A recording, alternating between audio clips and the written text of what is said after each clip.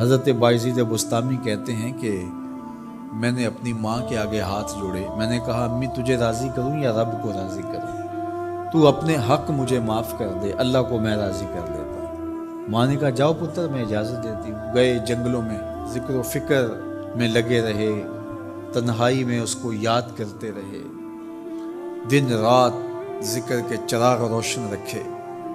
12 سال گزر گئے حق کی تلاش میں۔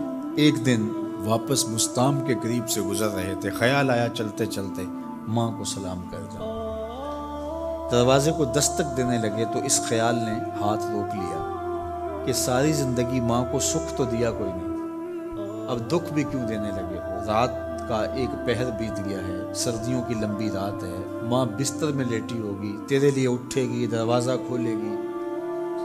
دروازے کے ساتھ ہی لگ کے بیٹھ گئے اور ساری رات کاٹ دی، اس خیال سے کہ ماں کو تکلیف نہ ہو۔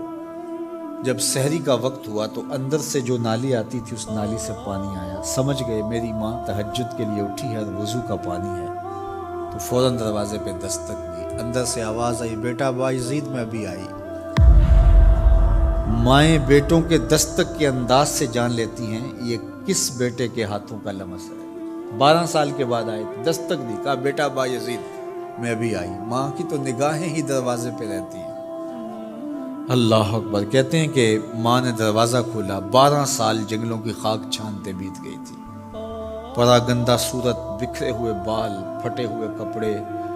میری ماں کی جب نگاہ میرے پہ پڑی تو اس کی چشمان سے موٹے موٹے آنسو ٹپکنے لگے اور اس نے ایسے ہاتھ پھیلا کے کہا مالک میرا بیٹا بایزید تیری طلب میں نکلا تھا، تو نے ابھی تک اسے اپنا قرب نہیں دیا۔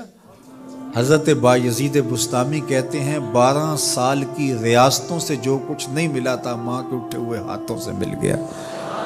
میں نے کہا مالک میں تجھے کہاں ڈھونڈ رہا ہوں، تو کہاں موجود ہے؟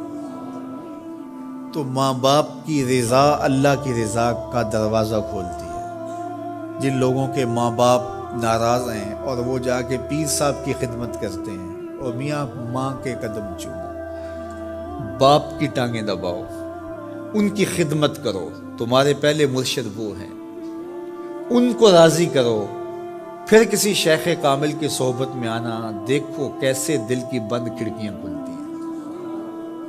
ایک مرشد تو ناراض کر رہا ہے اور دوسرے مرشد سے تمہیں کیا ملے گا؟ تو راستہ یہیں سے کھلے گا۔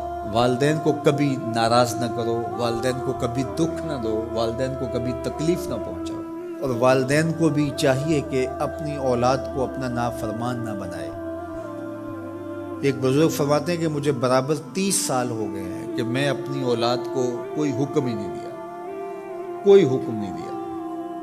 کوئی چیز مجھے چاہیے بھی ہوتی ہے تو میں بصیغہ امر نہیں کہتا، بلکہ ایسے ہی بات کر رہی ہوں۔ پانی چاہیے تو یہ نہیں کہتا بیٹا پانی لے کر آؤ، میں ویسے کہتا ہوں پیاس لگی ہوئی ہے، تو اگر وہ سمجھ جائے اور وہ خود لے آئے تو اچھی بات ہے، لیکن اگر وہ نہ لائے تو میں نے اس کو حکم ہی نہیں دیا، امر ہی نہیں کیا، تو اس امر کی مخالفت ہی لازم نہیں آئے گی۔ تو کہا 30 سال برابر گزر گئے ہیں، میں نے اپنی اولاد کو حکم نہیں دیا کہ کہیں وہ میری نافرمان نہ ہو جائے، کیونکہ اگر وہ نافرمان ہو گئی پلے کچھ نہیں رہے گا۔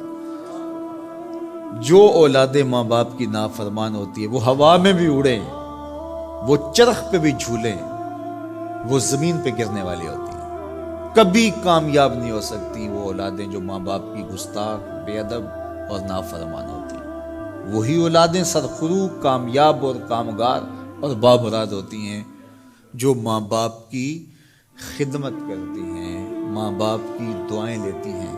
وہ ایک بچہ ماں باپ کے پاؤں دبا رہا تھا، تو ایک بچہ ایک بر اعظم میں، دوسرے بر اعظم میں، تیسرے بر اعظم میں بڑے بڑے کاروبار کر رہا تھا۔ تو کوئی اس کا دوست ملنے آیا، اس نے کہا کہ اس نکمے کو بھی کہیں بھیج دو، فلاں جو ہے وہ یورپ میں ہے، فلاں امریکہ میں ہے، وہاں اتنی بڑی کمپنی اس نے کھولی ہوئی ہے، اس نکمے کو یہاں بٹھایا، اس کو بھیج دو، یہ تو نکمہ کسی کام کا نہیں۔ کہا یہ نکمہ ہی تو میرے کام آ رہا ہے، یہ نکمہ ہی تو میرے کام آ رہا ہے۔ تو اولاد خوش نصیب ہے کہ اپنے ماں باپ کی خدمت کرے، اور ان کے ساتھ حسن سلوک کریں۔